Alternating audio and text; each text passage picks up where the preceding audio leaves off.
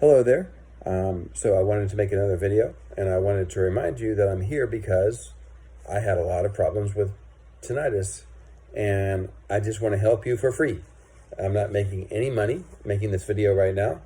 I don't have any plans to create some big business out of tinnitus, but there are a lot of people who have done that, and they want to sell you their counseling or their devices or their medications or their program. And maybe some of the programs work, and maybe some of them slowly get more kind of mingled into making money and not just helping people. So I'm just one person, so you can't just rely only on me, but I try to give you the advice that I can give you that I think might be helpful to you. And from what I've learned, a lot of being able to cope with tinnitus is just learning how to do this thing called habituate. It's just a word, and really, that's just you can also forget that word if that's a word that's negative to you.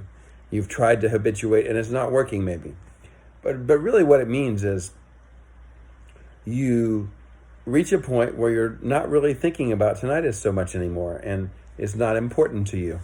Maybe I'll talk about myself. I hear it, but it doesn't bother me anymore.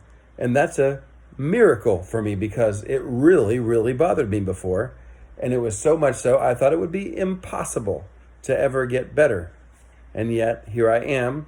I sleep fine. I don't need any background noises anymore. Although, I don't know, sometimes I have some. Right now it's raining. But I'm just fine. And it's kind of like a miracle because I was in a pattern where I was just super anxious all day. I couldn't sleep. Really, really bad insomnia. I had to take drugs. I was on about 3 different drugs at one point, and now I don't take anything. But it was a really bad place I was in. So I'm here to say, hey, look, I was there, and I got past it, and I'm here to tell you what I did. I'm just one example, but I think a lot of people, even people who have been following my channel, are saying, hey, I'm getting better a little bit too. And I don't think they all would say, hey, it's because David's videos, but some people say, I really appreciate your videos. They've helped me a lot. So I'm very, humbled by that. I appreciate that. But part of what it is just learning to, there's a whole little process I go through, but just learning to first go to the doctor, make sure they can assure you that this thing in your ear, whatever it is not like something pressing on your brain and you're about to die. I mean, let's make sure you're going to be fine. And chances are super, super high that that's not the case, and you're going to be just fine. So, but go check it just so that you can get that confirmation. It's not just for like that. It's like you want to know in your brain that it's not a medical problem that's going to cause you some serious problem, because knowing that will take it down, your anxiety and your sleeplessness and your focusing on this thing, trying to solve it. It'll take that down just a little bit, down a level. And what we're trying to do is just knock it down a level at a time until you're at a point where you're like, hey, wait a second, I can do this. So, because I couldn't do it. It was so hard, So we want to get that verification that you're maybe going to be fine as far as medically concerned. So the next thing is like, but I hate this sound. I can't stop thinking about it. I know, I was there. So what are we going to do next? So we're going to need some background noises. So you want to get, for me, it was the sound of the shower. It could be a variable pitch sound. It could be the sound of ocean waves rumbling. Whatever matches your sound, or whatever makes you able to not think about it a little bit more, that's what we want. And if you have to, I carried around my laptop computer with me everywhere I went around the house, at least, keeping it near myself, just trying to somehow not think about it. And then, someone wrote a comment about a Mac streamer. He was saying, maybe it's just my personality, I don't have the personality to be able to deal with it. Well, I have to tell you, Mac, I changed my personality because I had to. I had to learn to say, wait a second, I can do this. I'm going to find a way. And I did. But I was so anxious about it. But personality-wise, maybe I was the kind of person where I was any kind of problem, whether it be like bills that I owe, or someone said something bad to me today, or I was feeling uncomfortable with my relationship with someone. All these things, just, I was the type of person where it would really get to me and I would really feel that. And then when I got this tinnitus, oh man, did I feel that.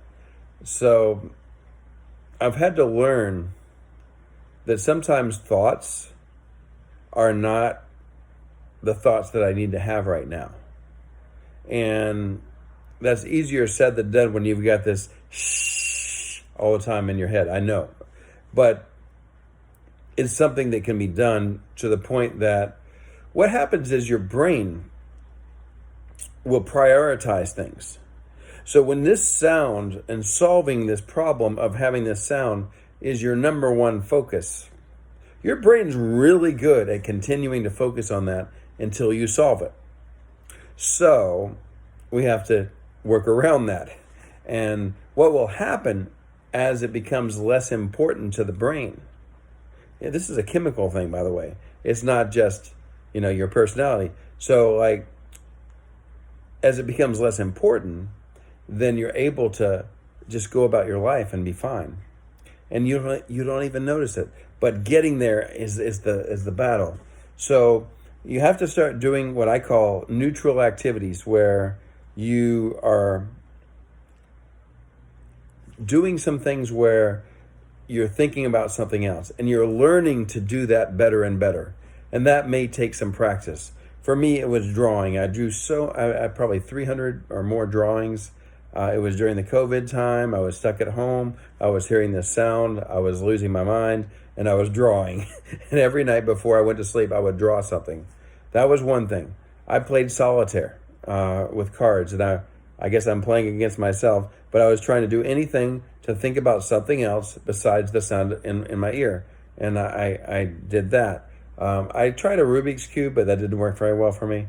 I just couldn't solve it. And then, I thought about the sound.